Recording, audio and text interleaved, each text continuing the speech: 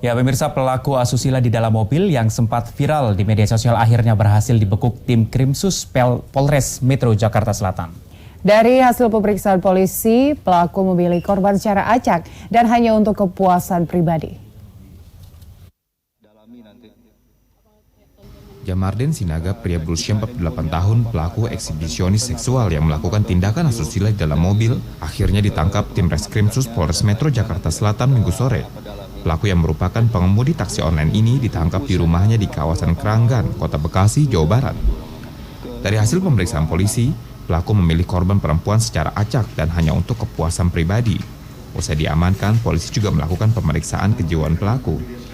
Selain itu, polisi juga menyita sejumlah alat bukti seperti pakaian pelaku, telepon genggam, dan mobil yang digunakan pelaku saat beraksi. 18.30 yang ramai viral di medsos. Berdasarkan di medsos tersebut, pertama yang kita lakukan adalah kita melihat nomor kendaraannya, kemudian dari situ kita meminta datanya ke Ditlantas Polda Metro, akhirnya diketahui identitas pemilik kendaraan dan alamat rumahnya.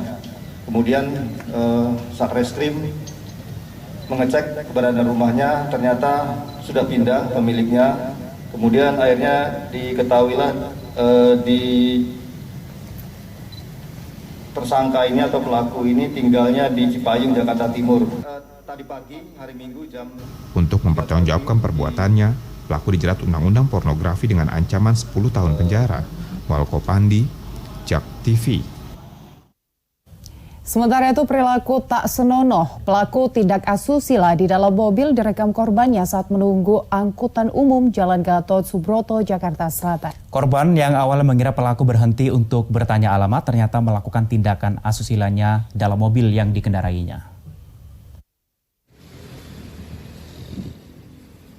Inilah video amatir yang diambil salah satu korban aksi pencabulan yang dilakukan oleh seorang pengendara minibus. Peristiwa yang terjadi pada Jumat malam pekan lalu ini kemudian viral di media sosial.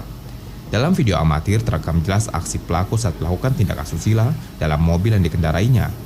Pelaku menjadikan perempuan pekerja yang tengah berdiri di pinggir jalan sebagai sasaran. Menurut salah satu korban saat ditemui Minggu siang, awalnya korban dan rekannya menyangka jika mobil yang berhenti di depannya hendak menanyakan alamat. Namun tak berselang lama, pelaku membuka kaca mobil dan langsung terlihat aksi tak senonoh pelaku. Korban juga mengatakan, kejadian seperti ini bukanlah pertama kali terjadi di area sekitar lokasi.